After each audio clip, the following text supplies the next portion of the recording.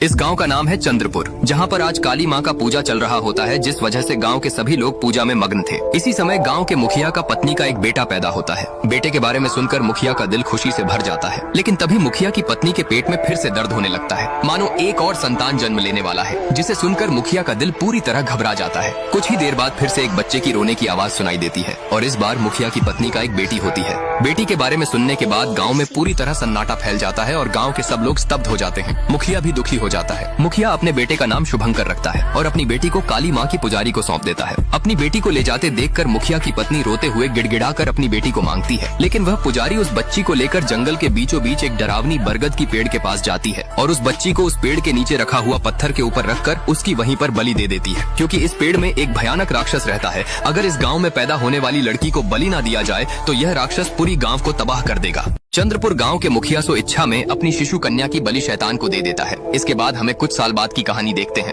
जिसमें अमी सभी स्टूडेंट को रक्त बीज के बारे में बता रही होती है। तभी वहां पर शुभंकर आता है। दरअसल अमी शुभंकर का पत्नी होती है और उनका एक बेटी भी होती है जिसका नाम स्वाति होता है। वह अपने गाँव से छुपकर शहर में रह रहे होते हैं। तभी उनकी बेटी स्वाति उन्हें कहती है, माँ, हमारे क्लास टीचर ने कहा है कि सब लोग अपनी गाँव जाकर वहाँ का एक पुरानी कहानी ढूंढ कर लाएंगे और जिसका भी कहानी बेस्ट होगी वह इस साल ड्रामा में यूज होगा। लेकिन शुभंकर और अम्मी उसे गाँव जाने के लिए मना करते हैं और कहते हैं, हम शिमला चलते हैं, वहाँ का नजारा बहुत अच्छा होता है। यह सुनकर स्वाति नाराज हो जाती है। रात को शुभंकर और अम्मी एक दूसरे से बात करते हैं और स्वाति से सब कुछ बताने का फैसला करते हैं। लेकिन तभी शुभंकर को एक फोन आता है और उसे पता चलता है कि उसका पिता अब इस दुनिया में नहीं रहे। यह सुनकर शुभंकर बहुत दुखी हो जाता है और उसी रातों रात अकेले ही अपनी गाँव की तरफ निकल जाता है। सुबह जब स्वाति उठती है वह अपने पिता के बारे में अम्मी से पूछती है, तो अम्मी उसे बताती है कि कल रात तुम्हारे दादाजी गुजर जाने की वजह से तुम्हारे पिता को अर्जेंट जाना पड़ा। यह सुनकर स्वाति और भी गुस्सा हो जाती है, क्योंकि उसे आज तक अपने दादाजी के जिंदा होने के बारे में बताया नहीं गया था।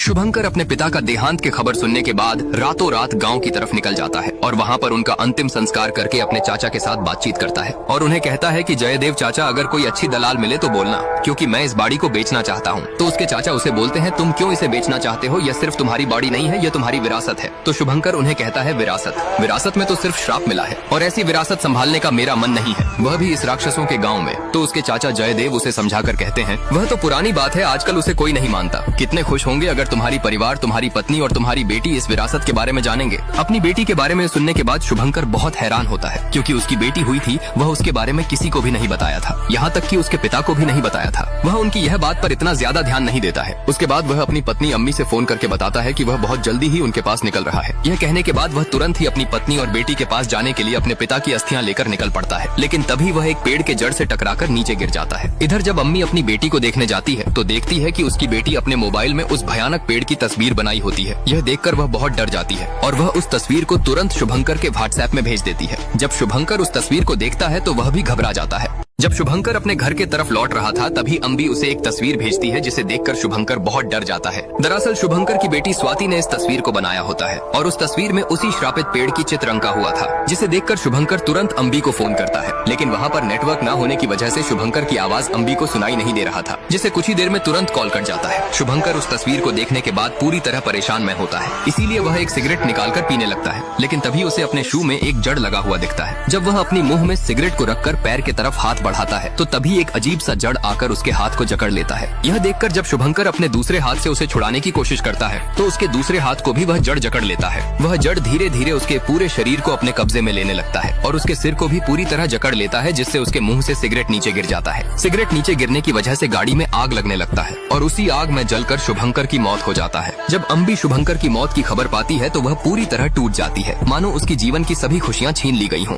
जब शुभंकर की क्रियाकर्म चल रहा होता है तभी वहाँ पर उनके गाँव की सरपंच जयदेव वहाँ पर आता है और वह अम्बी को हौसला देकर कहता है कि तुम दुखी मत हो, हम तुम्हारे साथ हैं और पूरा चंदनपुर गांव तुम्हारे साथ है। यह कहकर वह वहाँ से चला जाता है। अपने पति और पिता को खोने के बाद अम्बी और स्वाति पूरी तरह टूट चुके थे। एक दिन अम्बी को शुभंकर का सपना आता है, जिसमें शुभंकर उसे मदद के लिए पुकार रहा होता है। यह देखकर अम्बी का डर के मारे आंख खुल जाती है।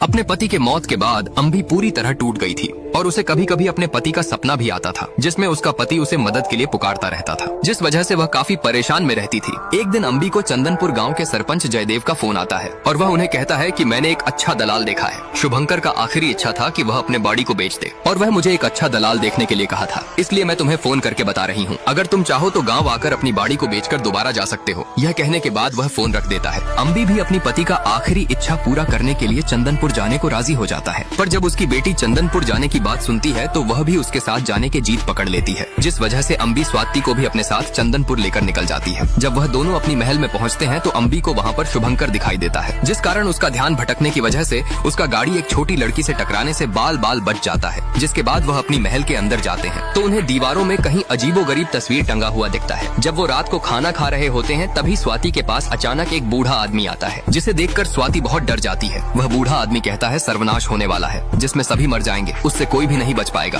तभी वहाँ पर उस बूढ़े आदमी का बेटा आकर उसे वहाँ से ले जाता है। जब रात को अम्बी और स्वाति सोने जाते हैं तो अम्बी स्वाति को कहीं पर भी अकेले जाने को मना करती है, जिसके बाद वह दोनों सो जाते हैं। देर रात होते ही अचानक स्वाति के फोन में उस श्रापित पेड़ की तस्वीर अपने आप बनने लगता है और तभी खिड़की से दो अजीब औरत आकर स्वाति और अम्बी को घूरने लगते हैं। जब स्वाति रात को सोई होती है तो देर रात होते ही अचानक उसके मोबाइल में उस श्रापित पेड़ की तस्वीर अपने आप ही बनने लगता है और तभी खिड़की से दो अजीब औरत आकर उसे घूरने लगते हैं। जब सुबह होता है तो अम्बी से वह दलाल मिलने आता है, लेकिन वह उस बाड़ी को लेने से मना कर देता है और कहता है कि गांव वाले कहते हैं कि उस बाड़ी में वह श्रापित पेड़ है। उस गांव का सरपंच उसे काफी समझाते हैं, लेकिन वह उनके बात पर राजी होने के लिए बिल्कुल भी तैयार नहीं होता है। इधर स्वाति दीपिका को उस श्रापित पेड़ के पास जाने के लिए बोलती है, लेकिन दीपिका उसे मना करती है, पर बार बार बोलने की वजह से दीपिका उसे खंडहर के पास लेकर जाती है। वह खुद बाहर रुकती है, जिसके बाद स्वाति उस पेड़ की तरफ जाने लगती है। लेकिन जैसे ही स्वाति उस श्रापित पेड़ के पास जाने वाली थी तभी उसका माँ आकर उसे रोक देती है और उसे वहाँ से ले जाने लगती है। लेकिन वहाँ से जाते समय अम्बी को वह जगह बहुत अजीब लगता है और तभी उसके पीछे अचानक एक औरत खड़ी हो जाती है, पर वह उसे देखने से पहले ही वह वहाँ से गायब हो जाती है, जिसे वह इतना ध्यान न देकर वहाँ से चली जाती है। जब दीपिका की माँ उसे डांट कर वहाँ से ले जाने लगती है तो उसकी बेटी उसे कहती है कि माँ मेरी पेट में बहुत दर्द हो रहा है। तो तभी अम्बी उसे कहती है कि मुबारक हो, तुम्हारी बेटी बड़ी हो गई है। यह सुनते ही दीपिका की माँ घबराकर तुरंत अपनी बेटी को लेकर वहाँ से चली जाती है। जब रात को दीपिका अकेले सोई होती है तभी अचानक खिड़की से एक अजीब सा राक्षस दिखाई देता है, जिसे देखकर दीपिका भी डरकर खड़ी हो जाती है। वह राक्षस दिखने में बिल्कुल एक पेड़ की तरह दिख रहा था। तभी वह राक्षस अपने जड़ को दीपिका के ओर बढ़ाने लगता है। जब रात को दीपिका सोई होती है तो तभी उसके खिड़की से वह दैत्य उसे देखने लगता है, जो देखने में एक पेड़ की तरह दिख रहा होता है। उसे देखकर दीपिका डर कर एक जगह खड़ी हो जाती है और अपनी माँ को पुकारने लगती है, लेकिन उसकी आवाज उसकी माँ की तरफ पहुँच नहीं पा रही थी। तभी वह दैत्य अपनी जड़ को दीपिका की ओर बढ़ाने लगता है और उसके पैर को पकड़कर उसे दीवार के चारों तरफ मारने लगता है और उसके बाद उसे घसीट कर अपने साथ ले जाता है। जब उसकी आवाज सुनकर उसकी माँ वहाँ पर पहुँचती है तो तब तक काफी देर हो चुका होता है। वह दैत्य खिड़कियाँ तोड़कर उसे ले चुका होता है। अपनी बेटी को खोने की वजह से वह सभी गुस्सा अम्बी और उसकी बेटी के ऊपर निकालती है और उन्हें इसका जिम्मेदार ठहराकर कहती है, यह सभी शुभंकर दादा की गलती है। तुम यहाँ पर आई ही क्यों हो?